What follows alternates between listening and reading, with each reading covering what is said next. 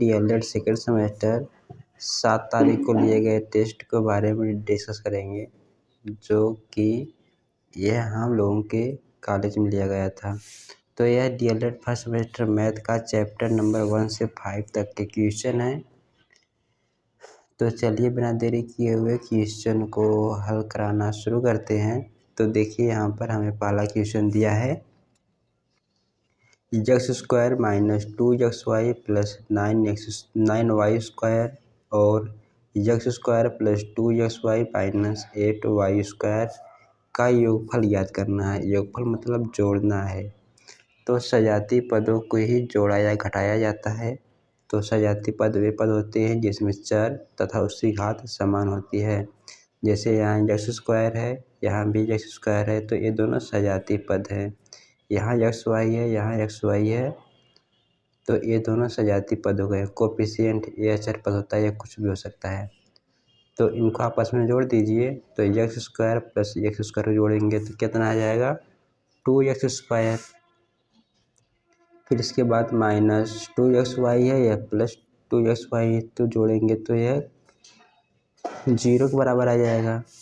फिर यहाँ पर देखिए 9y² है, यहाँ पर माइनस 8y² है, जोड़ेंगे तो प्लस y² आ जाएगा। तो हमारा इस प्रकार से राइट आंसर हो गया बी क्या है 2y² plus 2x² plus y², right answer B हो जाएगा। इसमें जो है 5 बहुविकल्पीय प्रश्न है। फिर इसके बाद 6 जो है अति लघु उत्तरीय प्रश्न और 7 लघु उत्तरीय प्रश्न है, जैसे डीएलएड एग्जाम के पैटर्न पर दिया गया है। तो दूसरा क्वेश्चन पूछा गया था पूर्णांक को किस से प्रदर्शित किया जाता है। पूर्णांक, ठीक है। तो यहाँ पर ये जो क्वेश्चन है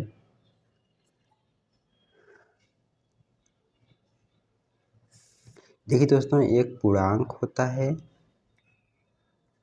और एक पूर्ण संख्या होता है, होल नंबर। पूर्ण संख्या क्या होती है, इसमें 0 और नेचुरल नंबर को हम ऐड कर देते हैं तो यह होल नंबर बनता है, जिससे हम W से रिप्रेजेंट करते हैं। तो यहाँ पूछा गया पूर्णांक किसे कहते हैं। पूर्णांक में हम 0 को भी लेते हैं और इसका जो नेचुरल नंबर का नेगेटिव है इसका भी लेते हैं, -2 -1 0 1 2 डॉट ये इन्फिनाइट तक चलता जाता है, माइनस इन्फिनाइट तक, ठीक है। तो इससे जो पूर्णांक को हम I या फिर Z से रिप्रेजेंट करते हैं। पूर्णांक भी 3 प्रकार होते हैं, धनात्मक पूर्णांक, ऋणात्मक पूर्णांक, एक शून्य होता है। तो यहाँ पूछा गया पूर्णांक ना कि पूर्ण संख्या, तो इसलिए हमारा राइट आंसर हो जाएगा Z, ए वाला। ओके, तो ये हमारा राइट आंसर है। आपको समझ में आया होगा। हमारा तीसरा क्वेश्चन पूछा गया था -24/45 का समतुल्य परिमेय संख्या है। तो -24/25 को हम आप सरलतम रूप में लिखना पड़ेगा 24/25। तो यह देखिए किस संख्या से कट रहा है उसे काट दीजिए। सॉरी 45 है, तो यह 3 से कट रहा है, 3 से काटिए। तो 3/24, 3 करना 3, 3 5 15, यानी 15 3 45। तो -8/15 ही इसका जो है समतुल्य परिमेय संख्या हो जाएगा। तो समतुल्य परिमेय संख्या क्या हो गया, ब इज राइट ऑप्शन हो जाएगा। ओके, तो चलिए आगे बढ़ते हैं। हमारा अगला क्वेश्चन पूछा गया था कि 18 - 13 × 4 बराबर कितना दिया गया है, किस नियम पर आधारित है। यहाँ पर देखिए 13 को आपस में गुणा कर दिया गया, यानी वितरण नियम अप्लाई किया गया है।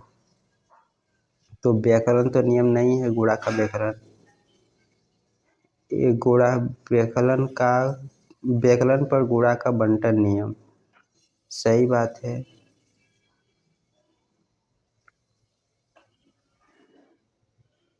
यह जो है स वाला सही, यहाँ पर बंटन यानी वितरण किया गया है। तो यहाँ पर जो है स वाला सही। यह गया है 5वां क्वेश्चन 9 12 18 का लस है। तो हमें इसका लसागु ज्ञात करना है। तो इसका लसागु ज्ञात करने के लिए आप सबसे पहले इस प्रकार संख्याओं को लिख लेना है। फिर किस संख्या से तीनों संख्या डिवाइड हो रही है उसे काट देना है। तो 3 का 9 3, 3 चौक 12, 3 छक 18। तो काटने के बाद इनका आपस में गुणा कर लीजिए। 3 का 9, यहाँ पर देखिए 4 यहाँ पर 2 है, तो 2 4 से डिवाइड हो रहा है, इसलिए 4 डायरेक्ट लिख दिया गया है।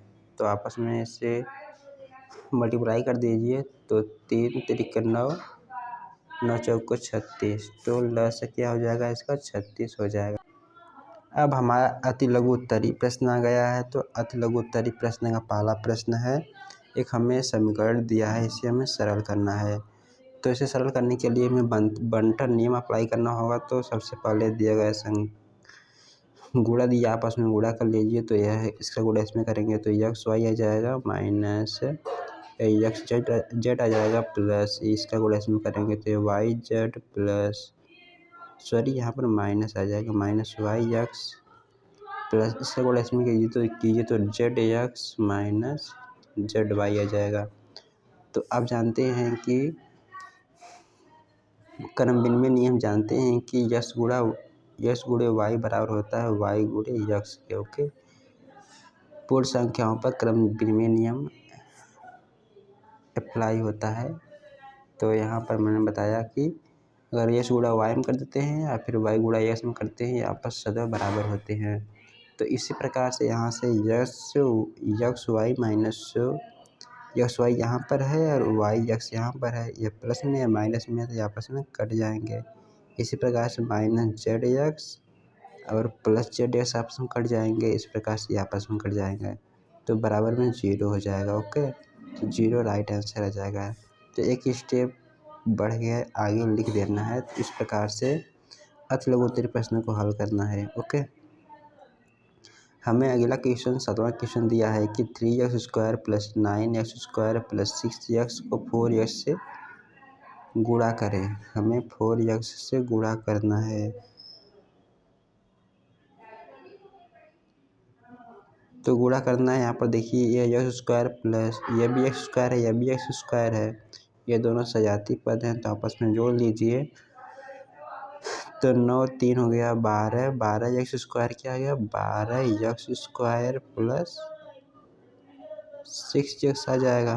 ओके, दिखाई दे रहा है ना, 12x प्लस 6x², इसमें 4x से गुणा करना है। तो गुणा करेंगे तो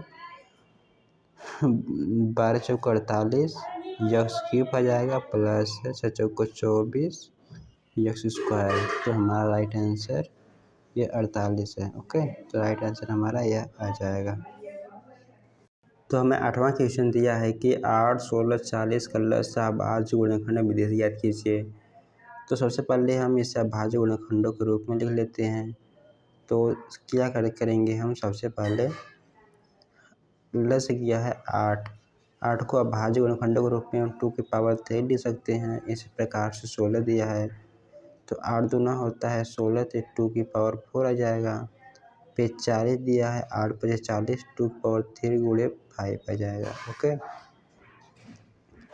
अब हम देखेंगे कि इनमें 2 की सबसे अधिकतम पावर लेंगे LCM ज्ञात करने के लिए। इसमें 2 की सबसे अधिकतम पावर 2 की पावर 4 है, प्लस जो बचा उसे ले लेंगे तो 8 हो जाएगा, 2 की पावर 4 8 गुणे 5, तो 8 5 40। तो हमारा इसका लसागु आ जाएगा 40। हमें अगला क्वेश्चन दिया गया है कि वह बड़ी से बड़ी संख्या ज्ञात करें जिसे 63 87 123 को किसी संख्या से विभाजित किया जाए तो प्रत्येक दशा में समान शेष बचे। तो यह थोड़ा लैंग्वेज मिस्टेक है, यहाँ पर को किसी संख्या नहीं रहेगा। ठीक है, 63 87 123 से भाग किया जाए तो प्रत्येक दशा में समान शेष बचे। तो इस प्रकार के क्वेश्चन को हल करने के लिए सबसे पहले हम क्या करेंगे, इनका आपस में अंतर ज्ञात कर लेते हैं। तो 63 87 का अंतर, फिर 87 123 का अंतर, 123 और 63 का अंतर ज्ञात करेंगे। तो इन दोनों का अंतर ज्ञात कर लीजिए। और उनका एचसीएफ ज्ञात करना पड़ता है। तो 87 में से 63 गया तो हमारा आ जाएगा 24। ओके, अब इसके बाद आ गया हमारा इसका अंतर ज्ञात कीजिए। तो 13 में से 7 गया तो हमारे पास आ गया 6, और 11 में से 8 गया तो 3 आ गया, 36 आगे गया। फिर इसके बाद इसका अंतर इसका याद कीजिए। तो 63, 3 में से 3 गया तो 0 आ गया, 12 में से 6 गया तो 6 गया, 60 आ गया। तो इनका एचसीएफ क्या हो जाएगा, वह बड़ी बड़ी संख्या कौन सी है जो इनसे दोनों को डिवाइड कर रही है। तो 12 दूना 24, 12 तीन 36, 12 पच्चीस 60। तो देख रहे हैं 12 संख्या है जो है तीनों संख्या को डिवाइड कर दे रही है। तो वह संख्या हमारा 12 हो जाएगा। एचसीएफ ज्ञात करना आता होगा आपको। आप भाज्य गुणनखंडों द्वारा भी ज्ञात कर सकते हैं और भाग विधि द्वारा भी ज्ञात कर सकते हैं। तो इसका एचसीएफ 12 है। तो वह संख्या क्या हमारी हो जाएगी, वह संख्या हमारा 12 हो जाएगा। ओके, आप यहाँ पर भाग करके चेक भी कर सकते हैं। जैसे 12 में हम 63 से डिवाइड करें, 63 में 12 से डिवाइड करें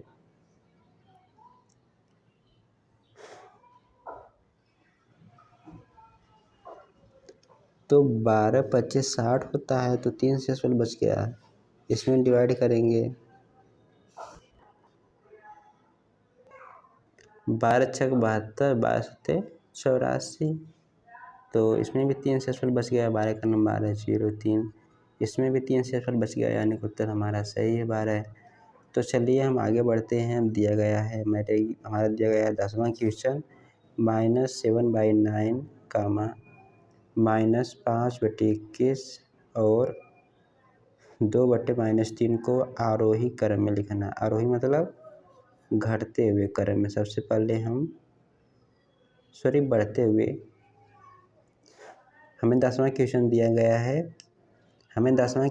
गया है परिमेय संख्या -7/9 कामा -5/21 और 2/-3 को आरोही क्रम में लिखें। आरोही क्रम मतलब बढ़ता हुआ क्रम।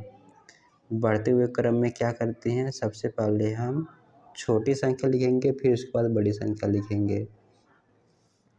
तो क्या करते हैं हम, सबसे पहले हम छोटी और बड़ी संख्या को देखने के लिए हम इन संख्याओं का हर समान कर लेते हैं। जब हर समान हो जाता है तो जिसका अंश बड़ा होता है वह संख्या बड़ी हो जाती है। तो यहाँ पर देखिए 21 है, यहाँ पर 9 है, यहाँ पर 3 है। तो क्या कीजिए आप 9, 21 और 3 का लसागु याद कीजिए। तो इसका लसागु क्या हो जाएगा, चलिए 3 से डिवाइड कीजिए। 3 3 के 9, 3 7 21, 1 आ गया। तो 7 के 21,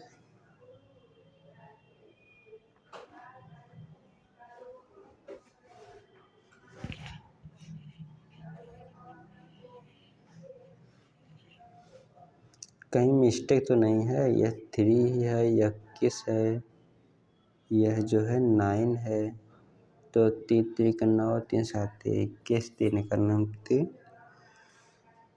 तो एलसीएम में इसका आ गया हमारे पास 21, 21 दूना 42, 3 63।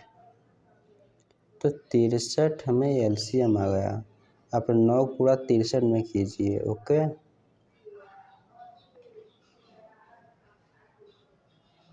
9 7 63, ऊपर 7 से गुणा कर दीजिए तो ऊपर हो जाएगा, क्या हो जाएगा ऊपर वाली संख्या -49/63। इस प्रकार से इसमें 21 3 63 होता है। तो ऊपर नीचे 3 से गुणा कीजिए, -15/63 आ जाएगा। ओके, दिखाई दे रहा है ना। और यहाँ पर 2/-3 है तो 3 से डिवाइड कीजिए तो 21 हो जाएगा। 21 गुणा ऊपर नीचे करिए तो हमारा आ जाएगा 21 दूनी 42 -42/63। तो आप देख रहे हैं यहाँ पर ये भी दिखाना है कि माइनस चिन्ह लगा है। तो माइनस चिन्ह लगा है तो जिसका जिसका अंश घात बड़ा रहेगा वह संख्या जो है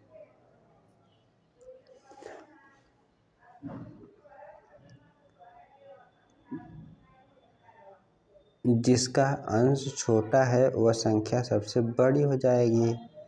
तो जिसका अंश छोटा है तो वह संख्या बड़ी हो जाएगी क्योंकि निगेटिव चिन्ह लगा है। तो -15/3 सबसे बड़ी संख्या है।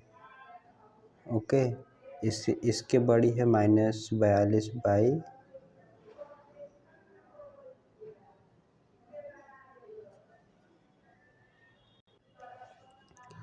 तो सबसे बड़ी संख्या यह है, उसके बाद ये वाली संख्या है, फिर उसके बाद ये वाली संख्या है।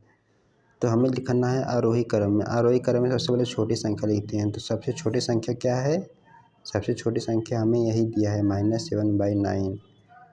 तो आरोही क्रम का हो जाएगा -7/9 कामा, फिर इससे छोटी संख्या क्या है? इसकी छोटी संख्या 2/-3 है, -2/3 आ जाएगा। फिर इससे छोटी संख्या क्या है? -5/21। तो हमें यह संख्या जो दिया गया है यह है आरोही क्रम में है, मतलब बढ़ती हुई क्रम में। इसका चिन्ह इस प्रकार से लगेगा, ये छोटी है, ये उससे बड़ी है, उससे बड़ा है। तो आरोही क्रम में इस प्रकार से हम लिखते हैं। तो चलिए हम आगे बढ़ते हैं। अगला क्वेश्चन दिया गया है -5/4 और -1/6 के ठीक मध्य की परिमेय संख्या ज्ञात कीजिए। तो ठीक मध्य की परिमेय संख्या ज्ञात करने के लिए सबसे पहले इन दोनों को जोड़ लीजिए। जोड़ने के बाद 2 से डिवाइड करने पर हमें मध्य संख्या प्राप्त हो जाएगी। तो देखिए जोड़ना आपको आता ही होगा। हमें जोड़ना है क्या? -5/4 -5/4, यहाँ प्लस लगाएंगे, प्लस से गुणा माइनस में करेंगे तो माइनस ही हो जाएगा। 1/, कलम नहीं चल रही, 1/6। तो इसे आपस में आप इसका जो है एलसीएम लीजिए। तो एलसीएम लेने पर क्या जाएगा? देखिए दोनों में 2 कॉमन है, तो यहाँ 2 आ गया, यहाँ पर 3 आ गया। 6 दूना 12, तो 12 एलसीएम आ गया इसका। अब 4 गुणा 12 में कर दिए, 4 3 12, 3 गुणा पर करिए 15 आ जाएगा। और यहाँ पर 6 दूना 12 ना 2 आ जाएगा, सॉरी -2 आ जाएगा। तो ये कितना आ गया? -15×2 17/12। तो ठीक मध्य की संख्या क्या हो जाएगी? -17/12। तो ये भी समझ में आया होगा मैंने किस प्रकार से हल किया, हालांकि थोड़ा छोटा दिखाई दे रहा होगा। हम इस पर जूम करके दिखा देते हैं। तो सॉरी, अभी यहाँ पर हमें 2 से भी डिवाइड करना था, तो 2 से डिवाइड कर देंगे तो यह है जो है 2/1 हो जाएगा, इसका गुणा इसमें हो जाएगा, इसका गुणा इसमें हो जाएगा। तो -17/12 24 आ जाएगा। -17/24 ठीक मध्य की परिमेय संख्या है। तो चलिए हम आगे बढ़ते हैं। यह क्वेश्चन आपको समझ में आया होगा। तो हम आ गए हैं लघु उत्तरीय प्रश्न पर। तो हमें पहला क्वेश्चन दिया है, पूर्ण संख्याओं पर योग के प्रगुणों के उदाहरण सही समझाइए। देखिए योग के प्रगुण जो होता है, एक होता है योग का संवर्रक, योग का तत्समक, योग का क्रम विनिमय, योग का सहचर्य। 4 प्रगुण होते हैं। तो इन प्रगुणों का आपको अच्छे से लिख देना है। पहला लिखना है योग का संवर्रक। संवर्रक प्रगुण यह क्या होता है? यह होता है कि 2 संख्याओं को जोड़ने पर सदैव हमें पूर्ण संख्या प्राप्त होती है।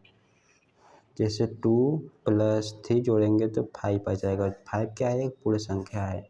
तो पहला प्रगुण यही है कि योग का संवर्रक प्रगुण। दूसरा है योग का तत्समक प्रगुण। तत्समक क्या है? किसी पूर्ण संख्या में अगर 0 ऐड कर देते हैं तो वह पूर्ण संख्या प्राप्त हो जाती है। जैसे यहाँ 2 में 0 ऐड किया, 2 ही प्राप्त हो गया। और तीसरा है क्रम विनिमय नियम। क्रम विनिमय योग का क्रम विनिमय नियम, तो इससे हम 2 + 5 ऐड करेंगे 7 आ जाएगा और 5 में 2 ऐड करेंगे तब भी 7 आ जाएगा। तो यह जो है योग का क्रम विनिमय नियम है। फिर तीसरा आता है सहचर्य नियम। सहचर्य नियम क्या है? अगर हमारे पास दी हुई 3 पूर्ण संख्याएं हैं 2 + 3 में हम दूसरी संख्या ऐड करते हैं, मान लीजिए 4, तो यह 9 आ जाएगा। या फिर 2 में हम 3 + 4 को ऐड कर दें तो यह फिर 9 आ जाएगा। सबसे पहले इससे सॉल्व करेंगे, ब्रैकेट में फिर इसे जोड़ देंगे, 4 3 7 2 9। तो यही है योग का सहचर्य नियम। मतलब योग का सहचर्य नियम पूर्ण संख्याओं पर परिभाषित है, लागू होता है। तो यहाँ पर पूर्ण संख्याओं के योग पर प्रगुणों के उदाहरण में आप यह लिखिएगा, हम योग का संवरक, योग का संवरक प्रगुण, योग का तत्समक प्रगुण, योग का क्रम विनिमय प्रगुण, योग का सहचर्य प्रगुण। तो यह आपको समझ में आया होगा। तो चलिए बढ़ते हैं अगले क्वेश्चन पर। हमारा अगला क्वेश्चन दिया गया था, यदि परिमेय संख्या का अंश उसके हर से 2 कम है, माना एक परिमेय संख्या, देखिए यहाँ पर अंश हर से 2 कम है, यानी कि अंश कम है हर से। तो माना, हम सबसे पहले मान लेंगे, माना कि एक परिमेय संख्या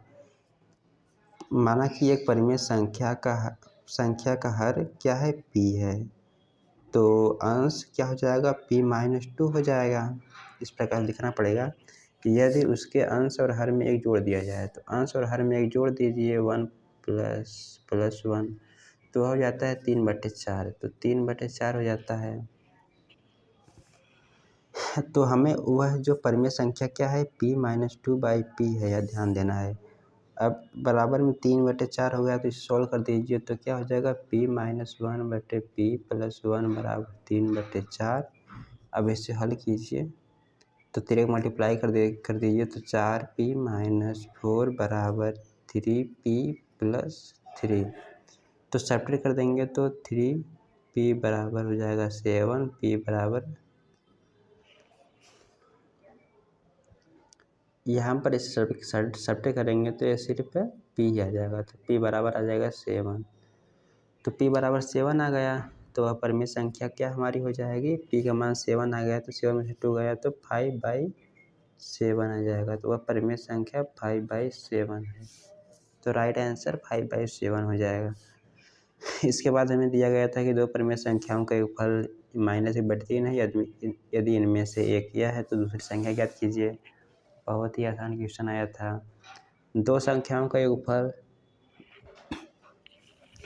माना कि 2 परिमेय संख्याएं, माना कि 2 परिमेय संख्याएं p1 और p2 है, इसका योगफल -1/3 दिया है। एक परिमेय संख्या में पता है कि -π/18 है, तो p1 हमें ज्ञात करना है और हमें एक दिया है प्लस में -5/18 है, तो इसे राइट में भेज देंगे -1/3। तो p1 बराबर क्या हो जाएगा? -1/3 प्लस, क्यों हिल रहा है, -1/3 प्लस आ जाएगा 5/18। अब इसे सॉल्व कर दीजिए तो 6 3 18, तो ऊपर नीचे 6 से मल्टीप्लाई कर दीजिए तो हर समान हो जाएगा, तो 1 जुड़ जाएगा, तो यहाँ पर -1/18 आ जाएगा हल करने पर। तो हमारी वह है परिमेय संख्या -1/18 है। ओके, तो 1/18 राइट आंसर। एक किस प्रकार से हल किया, अगर नहीं आ रहा है तो कमेंट करके बताइए, इस पर हम बता देंगे कैसे हल किया है। तो चलिए हम 15वें क्वेश्चन पर आ गए हैं। 15वां क्वेश्चन दिया गया था कि 11x² + 5x² + 6x को 3x से भाग कीजिए। देखिए यहाँ पर 2 सजाती पद हैं, तो इन्हें को आपस में जोड़ लीजिए, तो यह 16x² + 6x आ जाएगा। यानी कि हमें 16x² + 6x में हमें सिर्फ 3x से डिवाइड करना है।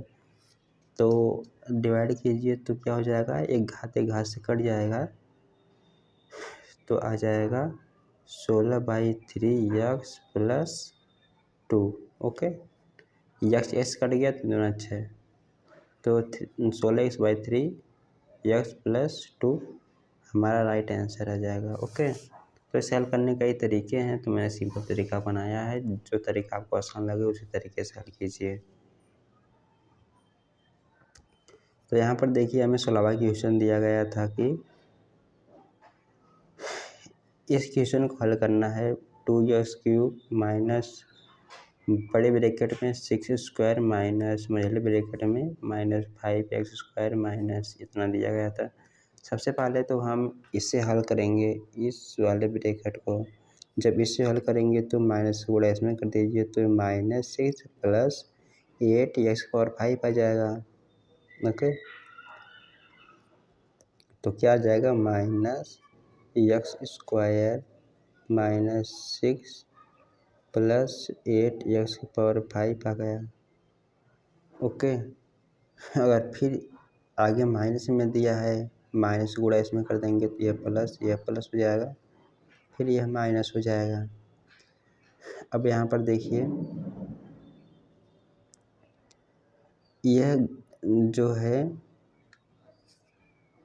इधर जो है 5x² है, इधर जो है 6x² है, तीन आपस में जोड़िए तो 11x² आ जाएगा। 5 प्लस 5x² है ही, तो क्या हो जाएगा 11 5 16x² हो गया। ओके, तो 16x² आ गया। 16x² प्लस 6 माइनस 8x⁵ और आगे में बचा है 2x³। यहाँ माइनस चिन्ह है और आगे बचा है 2x³। बस हमारा सवाल लग गया है। अब माइनस गुणा कर दीजिए इसमें 2x³ minus 10x² minus 6 plus 8x⁵। अब इसकी जो है और आरोही क्रम में लिख दीजिए, और आरोही क्रम में मतलब बढ़ते हुए क्रम में आरोही, तो मतलब बड़ी घास सबसे पहले या छोटी घास सबसे पहले, किसी प्रकार लिखिए, मतलब सजाती रूप में लिख दीजिए। तो क्या हो जाएगा 8x⁵ plus 2x³ minus 10x² minus 6। तो हमारा इसका क्या है, यही राइट आंसर है। यहाँ 16 था ना जी, यह 16, यहाँ पर 16x² था तो 10 कैसे आ गया, यह 16 है। तो चलिए क्वेश्चन को इस प्रकार से हल करना था। तो हमें दिया गया है 17वां क्वेश्चन। ओके, तो देखिए 17वां क्वेश्चन काफ़ी ये भी आसान है, कठिन नहीं है। सबसे पहले हमको छोटे ब्रैकेट सॉल्व करेंगे, तो इसे सॉल्व कीजिए। तो देखिए हर 18 है, तो हर 18 है तो इसके भी माइंड में हल्की लगाइए, हालांकि DLED एग्जाम में लगा दीजिएगा स्टेप बाय स्टेप, नहीं तो नंबर कट सकता है। तो हर समान कीजिए, तो ऊपर नीचे का 3 से हम गुणा कर देते हैं, यहाँ भी 3 से गुणा कर दें, इसमें भी 3 से गुणा कर दें। तो यहाँ देखिए 36×18 हर समान हो गया। जब हर समान होता है तो अंश जुड़ जाते हैं, तो 15 माइनस 7 यानी कि 15 में से 7 गया तो हमारे पास 8 बच गया। तो 8/18 ही आ गया। ठीक है, 8/18 इसे हल करने पर क्या आया, यह हल करने पर 8/18 आ गया। अब देखिए यहाँ पर 3 और 4 को जोड़ दीजिए, 7 हो गया। ओके, अब जो है इन तीनों का योगफल कीजिए, हर समान कीजिए, यहाँ ऊपर नीचे 2 से गुणा कर लीजिए, यहाँ पर 6×18 6 से गुणा कीजिए, तो हर समान हो गया तीनों में। तो क्या हो गया, 6 दूना 12 हो गया, 8 दूना 16 हो गया, 12 और 16 हो गया हमारा 28। 28 में से 8 गया तो 20 आ गया, यानी कि 20/16 आ गया, प्लस 20/16। अब यहाँ पर देखिए माइनस चिन्ह है तो इसे सेपरेट करना पड़ेगा, यहाँ भी माइनस आ जाएगा गुणा करने पर। तो 10 में से 7 गया तो कितना आ गया, 3 आ गया। अब इनको हल कीजिए, यहाँ पर हमारा आ गया 20/18 आया है। तो ऊपर नीचे 5 गुणा कीजिए तो क्या जाएगा 18, 25/18। तो घटाएंगे तो 5/18 आ जाएगा। तो क्या आ जाएगा 5/18। तो 3 सही 5/18 हमारा राइट आंसर है। ओके, अगर नहीं समझ में आया है तो थोड़ा मैंने शॉर्टकट में लगाया है, नहीं समझ में आया है तो कमेंट करके बताइए। जैसे कोई संख्या में दिया गया है ना, जैसे यही दिया गया है 4 से ही 2/3, तो इसका मतलब ये होता है कि 4 + 2/3, यहाँ पर प्लस चिन्ह रहता है। ठीक है, इसे हल करने के लिए इसका गुणा इसमें करेंगे और इसे जोड़ देते हैं, वही भिन्न का रूप हुई होता है, इसे मिश्र भिन्न बोलते हैं। तो मैंने इसी प्रकार से इससे हम तोड़कर जोड़ रहा है 4 3 7, बाकी एलसीएम नहीं हल किया है। तो नहीं आ रहा है तो कमेंट करके बताइए। और हमें 18वां क्वेश्चन दिया है कि 3 बर्तनों में क्रमशः 882, 396, 1404 लीटर विभिन्न प्रकार के तेल हैं। समान मापों के पीपों की कम से कम संख्या ज्ञात करें जिसमें तेल बिना मिलाए न भरा जा सके। यहाँ पर चाहिए ना, तो सबसे पहले हम क्या करेंगे, इनका इन तीनों का एचसीएफ ज्ञात करेंगे। एचसीएफ ज्ञात करने के 2 तरीके हैं। ठीक है, 882, 396 और 1404।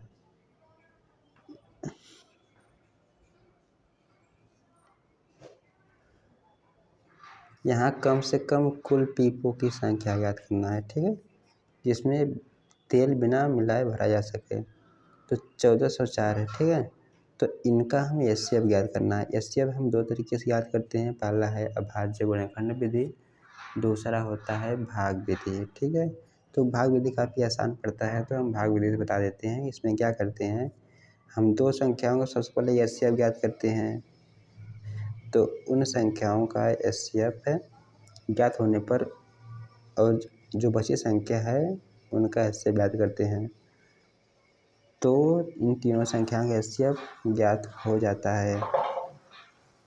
तो देखिए, चलिए हम ज्ञात करते हैं। तो सबसे पहले क्या करते हैं, भागफल विधि में हम इसे न्यूक्लिड विभाजन प्रेमिका भी बोलते हैं, अगर कक्षा 10 में आप पढ़े हों। तो इसमें क्या करते हैं, बड़ी संख्या में छोटी संख्या से भाग करते हैं। इससे 8, हम इन दोनों संख्याओं का एचसीएफ ज्ञात करना है, तो इसमें बड़ी संख्या 882 है, तो 882 में आप 396 में भाग कीजिए। तो देखिए भाग कितना बढ़ जा रहा है, इतना बड़ा तो पढ़ा हमें आता नहीं आता है, तो क्या कीजिए, इधर के 2 अंक लीजिए, इधर के 2 अंक लीजिए, आपस में छोड़ दीजिए। अब 3 का पहाड़ा ऐसे पढ़िए कि 8 के बराबर हो या उससे कम हो।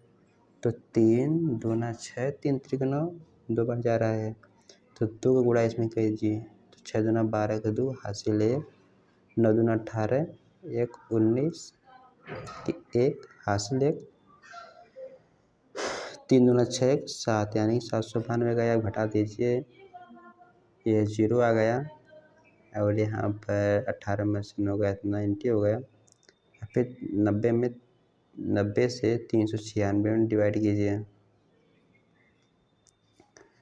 तो भाग कीजिए कितना बढ़ जा रहा है, तो 9 चौक को 36, 4 बढ़ जा रहा है, 4 गुणा इसमें कीजिए तो 0 आ गया, 36 आ गया, तो घटाइए, यहाँ पर 6 आ गया, पर 9 से 6 गया तो 36 आ गया।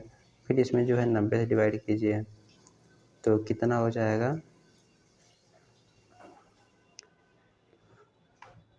तो 36 दूना 72, तो ज़्यादा हो जाएगा, 2 बार हो जाएगा, 72 घटाइए, तो 10 में से 8 गया तो 2 बच गया, और यहाँ पर 8 में से 8 गलती नहीं हो रहा है, 10 में से 2 गया तो 8 बचेगा ना जी। यहाँ पर 8 में से 7 गया तो 18 हो गया, तो यहाँ 36 हो जाएगा, तो 18 तियाँ 36।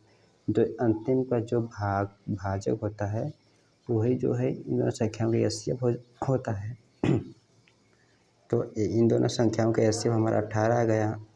अब 18 से डिवाइड करना है 1404 से। ओके,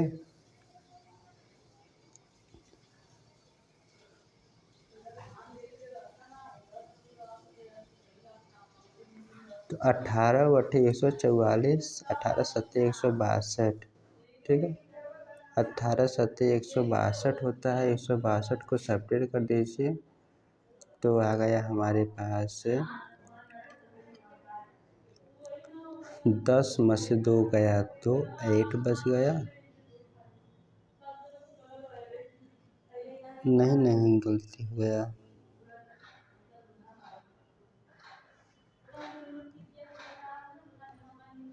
18×7=126 होता है। ठीक है, 126 को सेपरेट कर दीजिए। 10 में से 6 गया तो 4 आ गया, और यहाँ बच गया 3 में से 2 गया 1, 14 आ गया।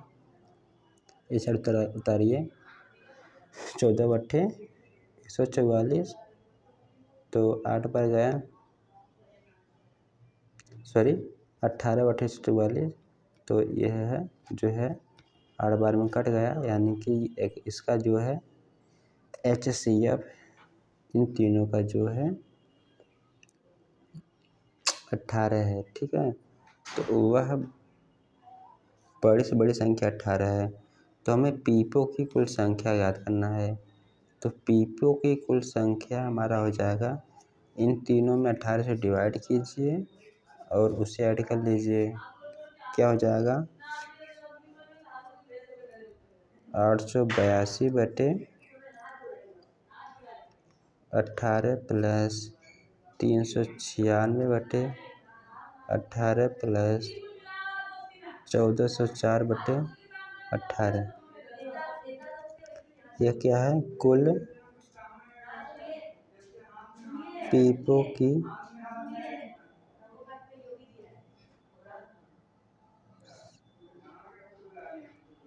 पीपो की संख्या हो जाएगा।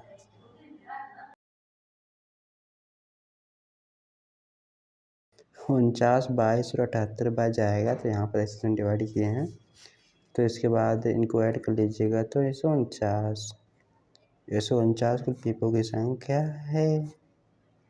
तो उम्मीद करता हूँ आपको समझ में आया होगा यह सॉल्यूशन।